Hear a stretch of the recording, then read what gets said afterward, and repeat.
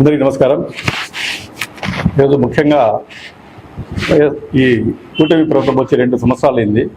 ఈ 2 సంవత్సరాల్లో మన ప్రియతమ ఎంపీ గారు వచ్చి ప్రశ్నించడం జరిగింది. ఏం చేసినారు ఏమని మేము కూడా ప్రశ్నించినాం. ఎందుకంటే ఆల్రెడీ వాళ్ళు చెప్పినారు ఈ రకంగా మేము చేస్తాము అని చెప్పినారు. ఇప్పుడు ఇవన్నీ అభివృద్ధిది ఒక మెయిన్ ఒక ఎత్తు అయితే, అన్నిటికంటే ముఖ్యం వచ్చిందనో ఇక్కడ వచ్చిందో యువత వచ్చిందో గంజాయికి అలవాటు పడిపోతా ఉన్నాం. అది ఎక్కువ సమస్య మదనపల్లి కాన్స్టిట్యున్సీలో ఉండేది, చుట్టుపక్కల కాన్స్టిట్యున్సీలో ఉండేది. ఈ సమస్య ఎక్కువగా ఉంది.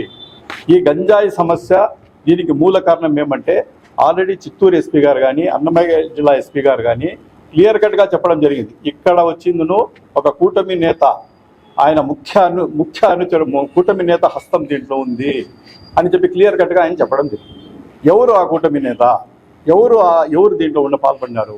అందువల్ల మేము కూడా గవర్నమెంట్ ఆఫీసర్ కానీ పోలీస్ అధికారులు కానీ ఒకటే కోరుకుంటున్నాం. ఏమంటే ఆ కూటమి నేత ఎవరు దీంట్లో హస్తం ఉంది, ఇంకా మేము వీక్షించము, ఇంకా క్షమించము, ఆ నేత ఉంటే మేము బయట పెడతామనే స్టేజ్లో కూడా ఎస్పీ గారు చెప్పడం జరిగింది. కాబట్టి ఆ నేత ఎవరు దీని వెనకాల ఉంటారు ఎందుకు చేయడం కూడా చాలా అవసరం. ఎందుకంటే ఎక్కడ చూసినా యువత వచ్చిందనో దీనికి బానిస అయిపోతా ఉన్నారు. ఇప్పుడు బెంగళూరు బస్ స్టాండ్ కూడా చూడండి, చాలా మంది యువత వచ్చి గంజాయి మత్తులో తాగేసి కొట్లాడుకోవడము, పోలీస్ స్టేషన్లో పోవడము, మళ్ళీ వచ్చిన లోకల్ ఎమ్మెల్యేలు కూడా ఎంటర్ అయిపోయి వాళ్ళు విడిపించడము, ఇవన్నీ చాలా వరకు ఇష్యూస్ జరిగినాయి. ఎందుకు జరిగినాయి ఇవన్నీ? ఈ యువత ఇదే అవుతా ఉంటే మీరు ఎంతవరకు దీన్ని అరికట్టగలిగినారు? పోలీస్ యంత్రాంగాన్ని ఎందుకు యూజ్ చేసుకోలేకపోతా ఉన్నారు? అసలు దీని వెనకాల ఉండే రహస్యం ఏమి? దీన్ని ఖచ్చితంగా చేసే బాధ్యత వచ్చిందనో ఖచ్చితంగా ఈ కూటమి ప్రభుత్వం మీద ఉంది. ఇది వచ్చిందో ఎన్ని దినాలు దాగినా ఇట్లే మీరు దాచుకుంటా పోతే 100% ఏమవుతుంటే రాంగ ఏమవుతుందంటే యువత ఇంకా ఎక్కువ బానిస అయిపోతారు. మీరు మీ వాళ్ళను కాపాడాలనే ఉద్దేశంతో ఆ పేరు బయట పెట్టకుండా మీరు చేస్తున్నారు. ఖచ్చితంగా మీరు వైఎస్ఆర్ కాంగ్రెస్ పార్టీ తరఫున ఏది ఆ పేరు అది ఖచ్చితంగా బయట పెట్టి వాళ్ళు ఖచ్చితంగా శిక్షిస్తే తప్ప మనం వచ్చిందో ఈ వ్యాపారం ఆగిపోదు, ఆ యువత వచ్చి చెడిపోకుండా ఉండదు. కాబట్టి మేము 100% దాని మీద డిమాండ్ చేస్తున్నాం. అదేవిధంగా రెండో విషయానికి వస్తే వచ్చిందో మన దీన ఎమ్మెల్యే గారు వచ్చిందో ఇది వచ్చిందో ఏం చెప్పినారో సూపర్ 11 ఎలక్షన్ టైంలో సూపర్ 11 హామీలు ఆయన ఇవ్వడం జరిగింది. సూపర్ 11 హామీలు ఏమంటే ఆయన ఇచ్చిండే దాంట్లో ముఖ్యంగా వచ్చిందను ఆయన ఈరోజు అంటున్నారు, నేను అది చేసేస్తాను ఇది చేసేస్తాను, నేను చేసిన అభివృద్ధి కళ్ళ కనబడదా, నేను ఆ విలేజెస్లో అది చేసినా, మీకేం తెలుసు, చేయి ఊపేసి మాట్లాడుతూ ఉన్నారు, ఊపే అవుతుందా? మీరు అరే నువ్వైనా మామూలు మనిషివి, నేనైతే ఇంజనీర్గా 30 సంవత్సరాలు ఉద్యోగం చేసినాను. ఏ రకంగా అది సివిల్ ఇంజనీర్గా నేను ఉద్యోగం చేసిన, ఏ రకంగా డెవలప్ చేయాలా, ఏ రకంగా దీన్ని చేయాలని నాకంటే బాగా నీకు తెలుస్తుంది నేను అనుకోను. ఎందుకంటే 30 సంవత్సరాలు నా జీవితాన్ని నేను దాని మీద పెట్టినాను, డెవలప్మెంట్ మీద. ఈరోజు మీరేమన్నారు, 1000 కోట్లతో మదనపల్లె అభివృద్ధి ఔటర్ రింగ్ రోడ్ చేస్తాను, అదేవిధంగా Bengaluru Chittoor bus stand 5 hours వేస్తాము, అది వచ్చింది ఒక హామీ చెప్పినారు. అదే వచ్చింగా మదనపల్లిలో 500 బెడ్స్ సూపర్ స్పెషాలిటీ హాస్పిటల్ కట్టారంట. ఉండే హాస్పిటల్కు దిక్కు లేదు.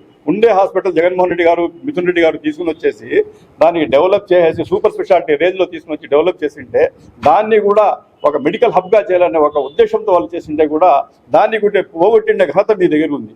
దాన్ని కూడా పట్టించుకోకుండా అదేవిధంగా వచ్చిన ఐటీ హబ్కు 50 ఎకరాలు ఇస్తాను అని చెప్పి కూడా ఇవ్వడం జరిగింది ఆయన. దీంట్లోనే ఐటీ హబ్కు 50 ఎకరాలు, అదేవిధంగా స్పోర్ట్స్ సెంటర్కి వచ్చిందను 20 ఎకరాలు ఇస్తాను నేను చెప్పిస్తాను అని చెప్పినారు.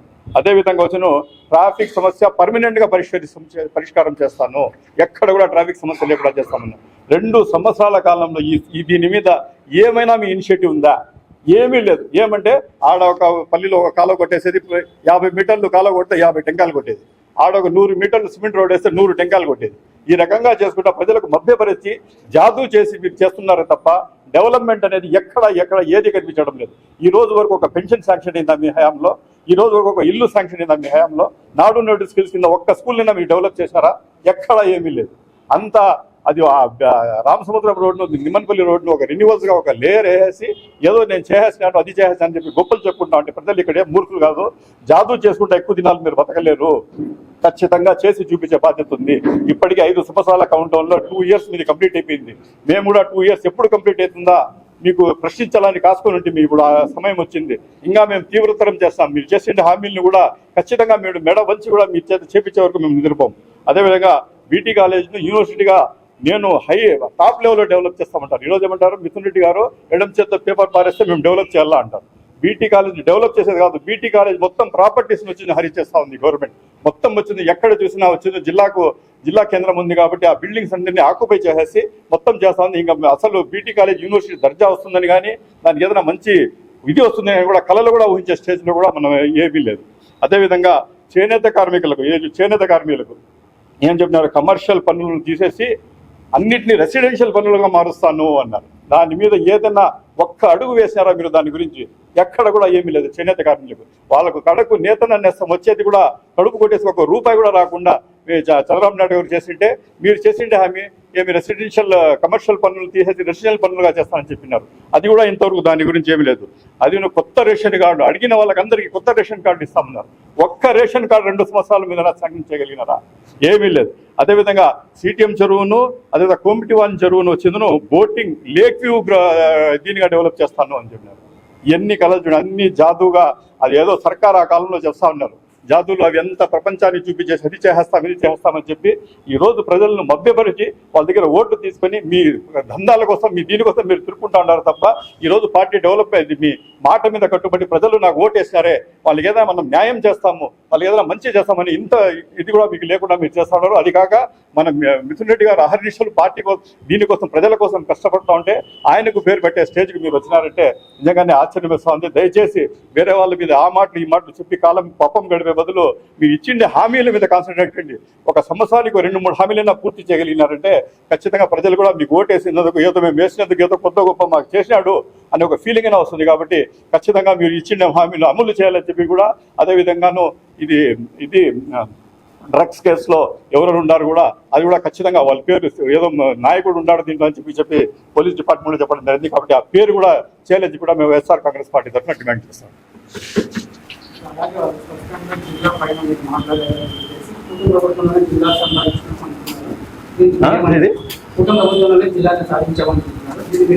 కూటమి ప్రభుత్వం జిల్లా సాధించలేదు, జిల్లా హెడ్ క్వార్టర్స్ సాధించింది అంతే. ఈరోజు జిల్లా మీరు వచ్చేది ఈరోజు మదనపల్లి, ఈరోజు అన్నమయ్య జిల్లాగానే ఉంది. హెడ్ క్వార్టర్స్ అన్నమయ్య జిల్లా హెడ్ క్వార్టర్స్ మదనపల్లిగా ఉంది, కానీ మదనపల్లినే అన్నమయ్య జిల్లా అని ఎక్కడా లేదు. కాబట్టి మేము కూడా అదే డిమాండ్ చేస్తున్నాం. మీరు చెప్పినారు కదా జిల్లా చేస్తాం మదనపల్లికి అని చెప్పి, దీన్ని కూడా అన్నమయ్య మదనపల్లి జిల్లాగా పేరు పెడితే అప్పుడు మాకు గ్యారెంటీ వస్తుంది. లేకపోతే మళ్ళీ చంద్రబాబు నాయుడు గారు మళ్ళీ ఎలక్షన్స్కి వచ్చేసిందో మళ్ళీ ఒక వాగ్దానం చేస్తారు, నేను రాయచోటిని జిల్లా కేంద్రంగా చేసేస్తాను అని చెప్పి. ఈ రకంగా ఆయన ఈసారి వస్తే అక్కడ ఈ రకంగా చేసి ప్రజలకు మభ్యపరిచి ఓట్లు తీసుకుంటూ ఉంటారు. కాబట్టి ఖచ్చితంగా దీన్ని అన్నమయ్య మదనపల్లి మెయిన్ మదనపల్లి కాన్స్టిట్యున్సీలో ఎక్కువ భాగం యువత వచ్చిందను ఈ డ్రగ్స్కు బానిసలవుతాం.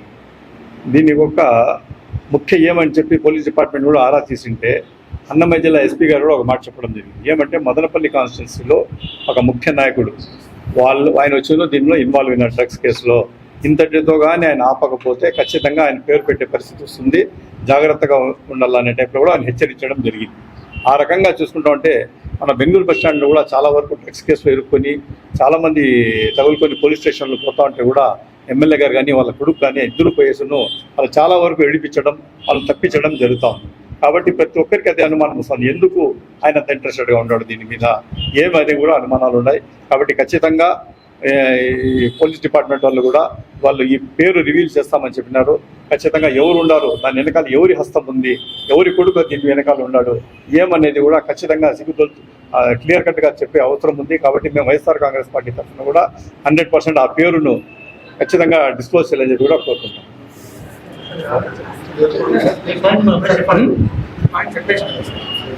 లేదు కొంచెం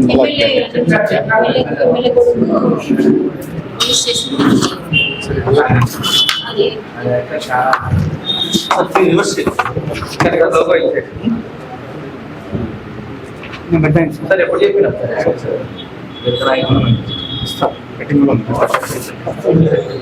అదే పాత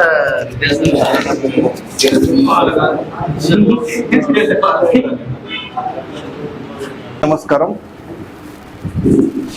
నిన్న మా ఎంపీ మిథున్ రెడ్డి గారు 2 సంవత్సరాల ప్రోగ్రెస్ రిపోర్ట్ ఏంటి, తెలుగుదేశం పార్టీ 2 సంవత్సరాలు ఏం సాధించింది, మదనపల్లి ఏం సాధించింది అని చెప్పి సూటిగా ప్రశ్నించాడు. అలాగే టౌన్ బ్యాంక్లో జరుగుతున్న అవకతవకల్లో ప్రశ్నించి ప్రూఫ్స్తో సహా మేము పెట్టడం జరిగింది.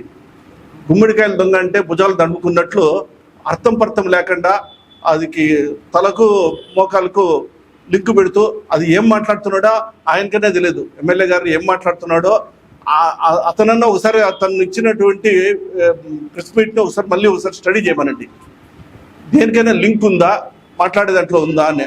ఆయన నేను ఒక పైసా కూడా తీసుకుంటాను, మేము కూడా ఒక పైసా తీసుకోవాలని చెప్పలేదు. ఒక కుంట కూడా మేము కబ్జా చేసినామని చెప్పలా. 100 కుంటలు కబ్జా చేసావు, లక్షల్లో అవినీతి చేస్తున్నావు, దాన్ని ప్రశ్నిస్తున్నాం. ప్రూఫ్స్ కావాలంటే 100 పెడతాం.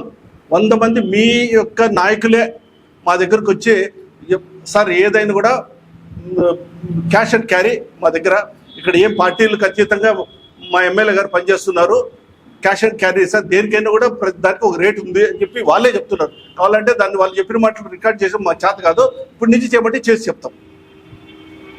ఇది ఉన్న పరిస్థితి ఇంత దారుణంగా ఉంది. ఇప్పుడు రియలైజ్ కావాలా, మనం ప్రభుత్వంలో ఉంది, రూలింగ్ గవర్నమెంట్, మనం మదనపల్లికి మేము ఇచ్చిన హామీలు ఏంది, దాన్ని నెరవేర్చాలా, ఎక్కడ ఫెయిల్ అయినాము దాన్ని చేసుకొని ముందుకు పోవాలి. కానీ మీ యొక్క పార్టీ నాయకులు మీతో కలిసి రావటంలా, ఈరోజు నువ్వు ప్రెస్ మీటో లేకపోతే కానీ పార్టీ మీటింగ్ పెడితే మండల కన్వీనర్లు 3, టౌన్ కన్వీనర్ కూడా మీ దగ్గర రాని పరిస్థితులు ఉన్నాయి. ఇంకోసారి సపరేట్గా పెడుతున్న పరిస్థితులు ఉన్నాయి. సరే, అది వాళ్ళ యొక్క సొంత విషయం, మేము దాని గురించి మాట్లాడదలుచుకోలేదు, అది ఏమన్నా పోనీ. కానీ మేము అడుగుతున్నాం, టౌన్ బ్యాంక్లో జరిగిన అవినీతిని మీరు ఎగ్గుదల్చండి, అదేవిధంగా మదనపల్లికి మీరు ఇచ్చిన హామీలు నెరవేర్చండి అని చెప్పి. ఓకే, మేము ఉన్నాం, ఎమ్మెల్యేగా అపోజిషన్లో ఉన్నాం. కానీ ఏదైనా కూడా ఎన్నోసార్లు ప్రతిసారి ఈవెన్ ఇక్కడ కలెక్టర్ దగ్గర కానీ, ఆ తర్వాత కన్నా అప్పట్లో అపోజిషన్లో ఉన్నప్పుడు కూడా సీఎం గారి దగ్గరికి పోయి ఎన్నో డిమాండ్లు పెట్టాం. మా మదనపల్లికి ఎంతో ఉందా చేయాలా అని చెప్పి మనం ఎంతో విధంగా కృషి చేస్తున్నాం. అలాంటిది ఈవెన్ వైఎస్ఆర్ పార్టీ ఉన్న 5 ఏళ్లలో అన్ని గ్రామాలకు రోడ్లు కానీ, ఎంపీ గారి యొక్క చొరవతో హైవేలు కానీ, తిరుపతి హైవే కానీ, ఈరోజు అనంతపూర్ కదిరి హైవే కానీ, చిత్తూరు హైవే కానీ ఆయన ఇదివల్ల వచ్చింది. ఇప్పుడు బైపాస్ కూడా శాంక్షన్ అయింది. బీటీ కాలేజ్ యూనివర్సిటీ చేయడం జరిగింది, మెడికల్ కాలేజ్ తీసుకురావడం జరిగింది. ఆ తర్వాత సెంట్రల్ స్కూల్ వస్తుంటే దానికి ల్యాండ్ కూడా ఈకంటే అడ్డుపడుతున్న పరిస్థితులు ఉన్నాయి. అక్కడ ఉన్న ల్యాండ్ ఇచ్చిన దాన్ని ఎవరు కబ్జా చేస్తున్నారో వాళ్ళే చెప్పాలా, రూలింగ్ పార్టీ. ఇలాంటి దౌర్భాగ్యమైన పరిస్థితులు ఉన్నాయి. దాని గురించి సమయంలో ఒకసారి మనం ఆయనే చేసుకోవాలా.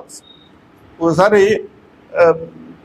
తను ఒకసారి ఇంట్రోస్పెక్షన్ చేసుకుంటే ఆ రిట్రోస్పెక్షన్లో తెలుస్తుంది, నేను ఏం తప్పులు చేస్తున్నాను రా, ఏం చేయాలి ముందుకు, నేను ఇచ్చిన హామీలు ఏంది, ప్రజాక్షేత్రంలో మన పరిస్థితి ఏంది అని ఆయన తెలుసుకోవాలా.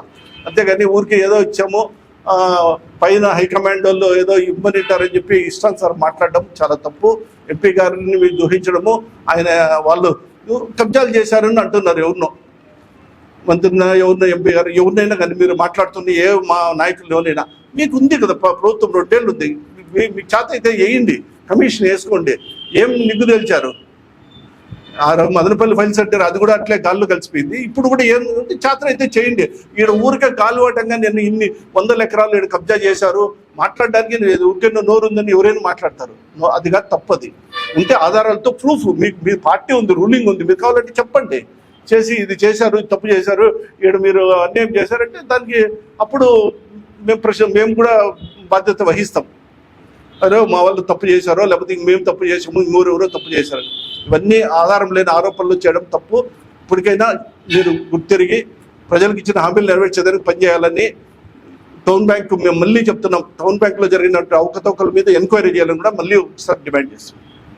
ప్రభుత్వం యువతకి ఉపాధి కల్పించడం పోయి పెడదారిని పట్టేదానికి గంజాయిని అసలు ఫ్రీ ట్రేడింగ్ చేసేసింది కదా. దానివల్ల కొన్ని వేలాది మంది యువత ఈరోజు పెడదారిని పట్టిన పరిస్థితులు ఉన్నాయి. ఇక్కడ బెంగళూరు బస్ స్టాండ్లో కానీ, సిటీఎంలో కానీ పెద్ద పెద్ద డంపులు అన్ని 400 కేజీలు 300 కేజీలు గంజాయి దొరుకుతున్న పరిస్థితులు ఉన్నాయి. ఇలాంటి కొంతవరకు ఆ పెంచిపాడి ఏరియా పక్క లోపల ఫారెస్ట్లో గంజాయి వనాలు కూడా పెంచుతున్నటువంటి ఆరోపణలు ఉన్నాయి. దీనిలో అన్నిటికీ ఒక ప్రముఖ నేత ఎమ్మెల్యేనో లేకపోతే కానీ మాజీ ఎమ్మెల్యేనా ఎవరన్నా ఎవరు కొడుకున్నారు? మంత్రి కొడుకున్నాడా, ఎమ్మెల్యే గారు కొడుకున్నాడా మీకు తెలుసు. ఎందుకంటే ఎస్పీ గారే చెప్పడం జరిగింది, దీంట్లో ప్రముఖ నాయకుల యొక్క వాళ్ళ కుమారుల హస్తం ఉంది అని చెప్పి. అలాంటప్పుడు ఎవరు అజ్ఞాత వ్యక్తి, ఎవరి కొడుకు అయినా దాన్ని మేము వెలికి తీవల్ల దాన్ని మేము ప్రశ్నిస్తున్నాం.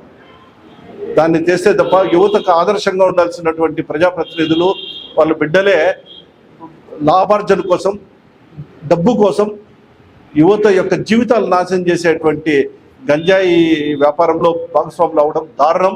దీన్ని మేము పూర్తిగా ఖండిస్తున్నాం. దీన్ని ఎవరు ఈ వ్యక్తి అనేది నిగ్గుదేల్చాలా. డెఫినెట్గా దీని మీద ఏమన్నా ఎస్పీ గారు చర్యలు తీసుకొని ఇప్పటికైనా కూడా ఈ గంజాయిని అరికట్టాలని కూడా మేము గట్టిగా డిమాండ్ చేస్తాం. ఈరోజు గౌరవనీయులైన ఎమ్మెల్యే గారు మా ఎంపీ గారి గురించి మాట్లాడుతూ మీరు ఏమి డబ్బులు ఇచ్చారు, ఎక్కడి నుంచి 5 కోట్ల రూపాయలు ఇచ్చారా లేకపోతే 10 కోట్ల రూపాయలు ఇచ్చారా అని చెప్పారు. మీకు తెలిసినో లేదో ఫస్ట్ వచ్చిన ఎంపీ గారు ఇచ్చింది 20 లక్షల రూపాయలు ఫస్ట్ వచ్చింది షాదీ మహల్కు. దాంట్లో మీరే మెంబరు. అయినా కూడా దాన్ని ఇంతవరకు కంప్లీట్ చేయకపోవడం కారణం కూడా మీరే. ఎందుకంటే ఆయనకు పేరు వస్తుంది, మనకు రాదు. మైనార్టీలదైనా కూడా ఈరోజు ఉండే వాటిని మీరు అభివృద్ధి చేయకుండా ఎవరికి పేరు వస్తుందో వాళ్ళ పేరు ఎత్తకూడదు అనే కాన్సెప్ట్ పైన మీరు పనిచేస్తున్నారు. ఈరోజు మీరు చెప్తున్నారేమో టీపు సుల్తాన్ గ్రౌండ్ అని 5 కోట్ల రూపాయలు శాంక్షన్ ఇచ్చి తీసుకొని వచ్చి మెంబర్ వేసి అక్కడ వర్క్ చేసిన దానికి కూడా బిల్లు కూడా రాని కూడా అడ్డం పడుతున్నది మీరే. ఇది కాదా? ఇది నిజం కాదా చెప్పండి చూద్దాం. అక్కడ పోయి గోడలు కట్టారా లేదా కనుక్కోండి. ఒక్కసారిగా మీరు అవలోకనం చేసుకుంటే ఎంపీ గారు ప్రతిసారి వచ్చినప్పుడంతా, ఇప్పుడు కాదు ఆయన అపోజిషన్ లో స్టార్ట్ అయినప్పటి నుండి కోర్టు రూమ్లు కూడా 20 లక్షలు ఇచ్చారు. మీ షాదీ మహల్కు 10 లక్షలు ఇచ్చారు. మా మద్రసాకు 5 లక్షల రూపాయలు ఇచ్చారు. ఓన్లీ మైనార్టీలకే సుమారుగా 50 లక్షల రూపాయలు ఇచ్చిన చరిత్ర. వాటర్ దీనికి అది 1 రూపాయి ఇచ్చారా అన్నారు. 2 కోట్ల రూపాయలు బీఆర్ లో ఈరోజు కూడా ఉంది. మీ జామియా మసీద్ ఫండ్ కూడా ఇచ్చారు. మీరు బాగా చూసుకోవాలి ఇవన్నీ. ఎంపీ గారి పైన ఏదేదో చెప్పేటప్పుడు ఆయన చేశాడా మిమ్మల్ని ఎమ్మెల్యే చేసిందే ఆయనే. ఇది గుర్తుపెట్టుకోవాలా. ఫస్ట్ ఆఫ్ ఆల్ మీరు చేసిందే, మిమ్మల్ని చేసింది ఎమ్మెల్యే. ఈ రోజు మీరు ఇట్లా తట్టి చెప్తున్నారు కదా, ఈ తట్టడానికి అర్హత కల్పించిందే మా ఎంపీ గారే. ఆయన్ని మాట్లాడేటప్పుడు మీరు అయ్యా మీరు ఏం చేశారు అంటున్నారు. మీరేం చేశారని చేసుకోండి. మా పైన ఎందుకండి పడుతున్నారు? మీరేమైనా చేశారా? నిన్న ఆయన సిపిఐ మురళీ గారు తీసుకుని పోయి చెప్తే 60,000 మంది చూస్తున్నారు మీ సిటిఎం రోడ్డు గురించి. మీరు చేసిన చాలా పెద్ద ఘనకార్యం మదనపల్లికి సాధించిన సిటిఎం రోడ్డు ఈ రోజు ఒక మురళీ గారు తీస్తే ఆయన వ్యూస్ మీరు చూడగలిగితే ఈరోజు ఫేస్బుక్ లో చూడండి. 92,000 మంది చూసినారు దాన్ని. 6,000 మంది లైక్స్ కొట్టారు. 535 మంది దాన్ని ఫార్వర్డ్ చేస్తున్నారు. అంటే మీ ఘనత, మీ చరిత్ర ఎక్కడి దాకా తీసుకుపోతున్నారో ఆలోచించుకోండి. అయ్యా టౌన్ బ్యాంక్ గురించి మాట్లాడితే టౌన్ బ్యాంక్ గురించి ఎన్నన్నా చెప్పుకోవచ్చు. ఏ గ్రేడ్ లో ఉండే ఒక్కొక్కరికి ఒక్కొక్క బ్యాగ్ ఇచ్చారా? సాగునీరులు ఇచ్చుకుంటారా? ఎవరికి ఇచ్చుకుంటున్నారండి? పెద్ద మినిస్టర్లకు వాళ్ళకి ఆ మొమెంటల్ ఇచ్చేది. డబ్బు పెట్టే డిపాజిటర్లకు ఎవరైనా ఇస్తాడు? హైయెస్ట్ డిపాజిట్ పెట్టడానికి వాళ్ళకి ఈ రోజు మా సాక్షిలో రాశారు, క్లియర్ కట్ గా రాశారు. ఎవరికన్నా కానీ చేశారా మీరు వాటికి ఇచ్చే సమాధానం ఇస్తే సార్ ఎమ్మెల్యే గారు కూర్చొని ముఖ్యమైన వ్యక్తి ఎవరు, వారి శిష్యుడు ఎవరు, 8 లక్షలకు అమ్ముకున్నది ఎవరు, మీరు చేసిన ఫండింగ్ 28 లక్షలు 17 నెలల తర్వాత 100 ఏళ్ళది చేశారు. మీరు దానికి ఖర్చు పెట్టి 28 లక్షలు ఖర్చు పెడతారా? లోపలేమో చైర్మన్ గారు ప్రతి ఒక్కరికి పనిచేస్తారు. బయట వస్తే మీరే చెప్తున్నారు కదా టీడీపీ ఫంక్షనే కదా చేశారు. మీరు మీ మంత్రులు పిలిపించుకున్నారు, మీ కార్యకర్తలు చాలాలు చెప్పారు. ఎవరి సొత్తుతో చేశారండి 28 లక్షలు? మా సొత్తు. ఇది మా అమ్మ పేరు మీద ఉంది. 2 షేర్లు ఉన్నాయి. జీబీ నదీమునిసా 2 షేర్ హోల్డర్ నేను కూడా. మా డబ్బు 10 రూపాయలు కానీ 10 రూపాయలతో కొంటే ఈ రోజు 300 రూపాయలు షేర్ అయింది. అది ఆ డబ్బు మాదే. మీరు ఎవరికి ఇవ్వలా. పోనీ ఏ గ్రేడ్ లో పెట్టారు? ఎవరైనా డిపాజిట్ వానికి ఏమైనా పిలిచి ఒక సాగునీరు కప్పారా? ఒక షాలో కప్పారా? ఇవన్నీ అడక్కలే కాదు. మీరేందో అందరూ సావధానంగా చెప్పుకుంటా, మాట్లాడతా, తట్టుతా, వీళ్ళు వేసుకుంటా, చప్పట్లు కొట్టుకుంటా, ఇది కాదు చేయాల్సిందే. అభివృద్ధి పైన అడిగాం. అభివృద్ధి చేయండి, చూపించండి. ఎంతసేపు ఏమంటే మా సార్ గారు చెప్పినట్టు ఒక లేరు రోడ్డు వేస్తే అది అభివృద్ధి అయిపోదు. ఒక లేరు వేయని రోడ్డు కూడా మదనపల్లి ఊరు మధ్యలో పెట్టారు మీరే. 1 సంవత్సరం నుండి దానిపైన బాధలు పడే వాళ్ళు తెలుస్తా ఉంటుంది. నడుము నొప్పి వచ్చిననుకో, పడిననుకో, లేచిననుకో వాడిని అడగండి పోయి. మమ్మల్ని కాదండి అడగాల్సింది. ఎంతసేపు ఎంపీ గారు ఏం తెచ్చారు, ఏమి ఇచ్చారంటే 2 కోట్ల రూపాయల నిధులు పిఆర్ నిధుల్లోనే ఉన్నాయి. పోయి చూసుకోండి లెక్కలో. 2 కోట్లు అంటే ఎంత అవుతుందండి?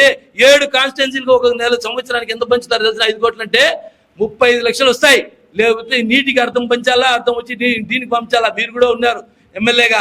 మీకు ఇస్తాను 1 కోటి రూపాయలు ఇస్తా ఉన్నారు కిరణ్ కుమార్ రెడ్డి గారి హయాంలో. దాంట్లో మీరెంత ఖర్చు పెట్టారో చూపించుకొని చూద్దాం.